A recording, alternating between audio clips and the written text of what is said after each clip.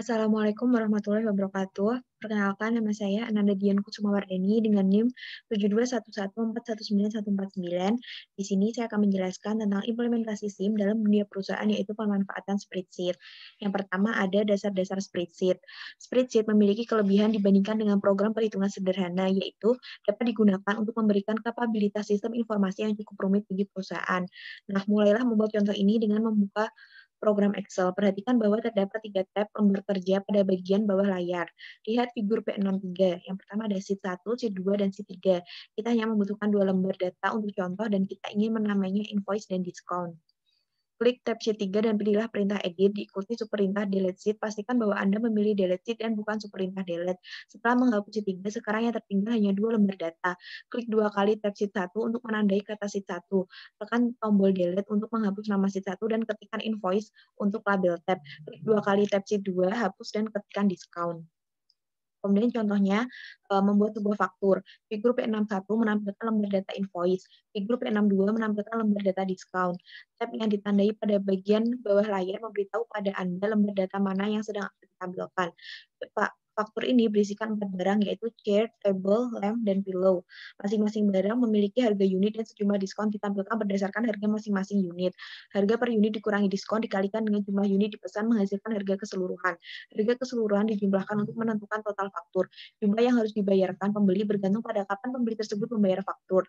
Kemudian tanggal 7/4/06 format bulan atau tanggal atau tahun adalah tanggal saat faktur tersebut dihasilkan. Pada tanggal tersebut pelanggan akan membayar jumlah total, tetapi jika pelanggan menunggu 30 hari sebelum membayar hingga 8/3/6, jumlah yang dibayarkan adalah 101% dari jumlah total atau 2.228,33. Setelah 60 hari, jumlah yang terutang adalah 103% dari total.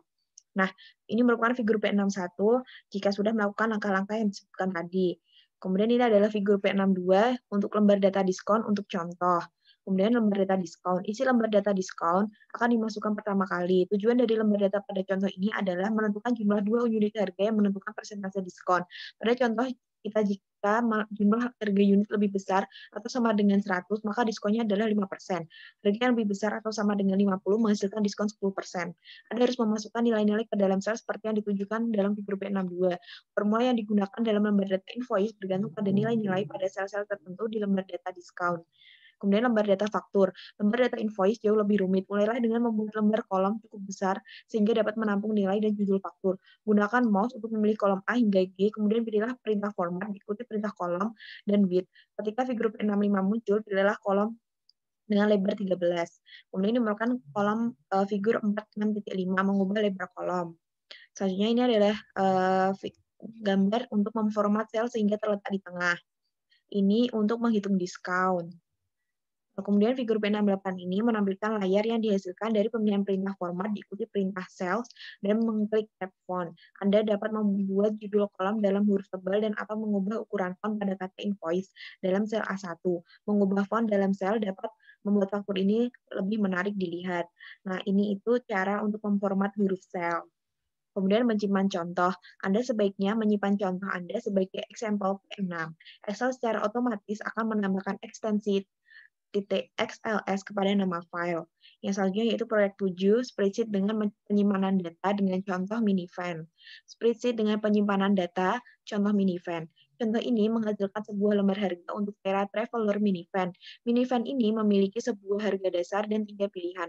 Pembeli dapat memilih warna, jenis, transmisi, dan ban khusus. Pada contoh lembar kerja, menu drop-down disebut juga kotak combo, tombol radio, dan kotak cek digunakan untuk menyimpan pilihan-pilihan pembeli.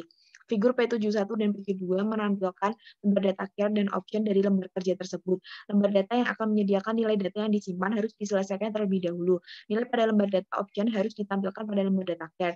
Teknik penyimpanan data seperti menu drop-down tidak akan bekerja hingga nilai-nilai ditentukan. Mulailah contoh ini dengan membuka Excel dan membuat lembar kerja baru. Hapuslah lembar data sehingga yang tertinggal hanyalah 2 lembar data. Ubahlah nama lembar data yang pertama menjadi car dan lembar kedua menjadi option. Kemudian ini contoh Tera Traveler minivan lembar data mobil. Kemudian ini lembar data pilihannya. Menghitung nilai berdasarkan pilihan-pilihan. Sekarang kita harus menghubungkan nilai-nilai dolar pada lembar data car dengan pilihan yang diperoleh dari pembeli. Lihatlah figur P71. Harga dasar kendaraan ini dimasukkan sebagai 27.790. Sel A5 adalah biaya yang diterapkan untuk warna minivan tersebut. Hanya satu warna metallic red dikenakan biaya tambahan. Metallic red berharga 250. Buatlah pertanyaan if titik-titik untuk sel A5 yang menguji apakah nilai dalam option A1 adalah 6, metallic red adalah pilihan ke-6 pada menu drop down. Jika nilainya 6, maka kenakanlah biaya 250. Jika tidak, biaya yang dikenakan adalah 0. Untuk harga transmisi, Anda harus membuat pernyataan if berdasarkan nilai dalam C3. Option C1 jika nilainya 1, maka sel A6 pada lembar data card harus ditentukan pada nilai option. C2 jika tidak, maka nilai tersebut harus jumlah pada option C3. Jangan kodekan nilai dolar pada pernyataan if. Jumlah-jumlah tersebut harus diambil dari lembar data option. Sel A7 harus menampilkan harga untuk ban-ban khusus. Jika kotak cek ban khusus tidak memiliki tanda cek, maka nilai pada sel option C6 akan menjadi true. Dan jumlahnya harus diambil dari sel option C7. Pernyataan if akan terbaca sebagai berikut. Sama dengan if kurung option tanda seru C6 sama dengan true, option tanda seru C7, 0 tanda kurung. Menghitung pembayaran bulanan. Jumlah total dalam sel A8 adalah jumlah dari sel A4 hingga A7. Jumlah ini digunakan untuk menghitung pembayaran bulanan. Untuk menggunakan fungsi keuangan PMET di Excel, Anda harus memiliki jumlah amount, tingkat suku bunga interest rate, dan jumlah pembayaran number of payment. Para pembeli biasanya membayar secara bulanan selama beberapa tahun. Pinjaman 4 tahun akan membutuhkan 48 pembayaran. Tingkat bunga dinyatakan sebagai persentase per tahun. Pernyataan pembayaran yang umum adalah PMT, interest rate of period present value. Pada contoh ini, suku bunga diisikan pada sel F1 dan jumlah periode dalam sel F2. Nilai sekarang jumlah pinjaman adalah jumlah total dalam A8. Kita harus membagi persentase tahunan dengan 12 sehingga suku bunga dinyatakan sebagai suku bunga per bulan. Karena pembayaran dibuat secara bulanan. Perhatikan bahwa membagi suku bunga tahunan dengan 12 hanya menghasilkan perkiraan suku bunga bulanan, tetapi perkiraan ini cukup untuk contoh kita. Dengan demikian, formula untuk pembayaran bulanan adalah sama dengan PMT dalam kurung F1 per 12 dalam tutup kurung F2 A8. Menampilkan laba. Pada contoh, kita akan membuat dua makro. Satu untuk membuat dan menunjukkan laba dari pembelian, dan satu lagi untuk menyembunyikan laba dengan cara menghapus sel yang menghitung laba.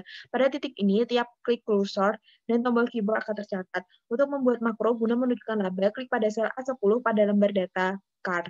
Setiap klik mouse penting. Penting untuk memulai makro ini dengan cara memilih A10. Bahkan jika kursor ini telah menunjukkan ke sel A10, ketika Anda memulai membaca makro ini, kliklah pada sel A10 lagi. Dalam sel ini, masukkan formula sama dengan A8 bintang 1 untuk menghitung jumlah laba sebagai 10% biaya total. Lalu tekan Enter. Sekarang pilihlah perintah tools, diikuti perintah makro dan stop recording. Menampilkan laba, buatlah makro lain dengan menggunakan prosedur yang sama. Makro ini dinamai hide. Makro hide harus mengklik kursor ke sel A10 dan kemudian tekanlah tombol delete. Ini akan menghapus formula yang menghitung laba, sehingga menyembunyikan jumlah laba. Makro dapat dieksekusi menggunakan sederetan perintah, tetapi cara ini bertentangan dengan tujuan pembuatan sebuah makro. Misalnya penggunaan klik mouse dan bukannya perintah. Pilihlah icon untuk membuat tombol perintah, tempatkan tombol ini dalam lembar data card, seperti yang ditampilkan pada tombol show profit dalam figur P71. Kemudian selanjutnya menyimpan contoh. Simpanlah contoh Anda dengan nama example P7. Excel secara otomatis akan menambahkan ekstensi .xls kepada nama file.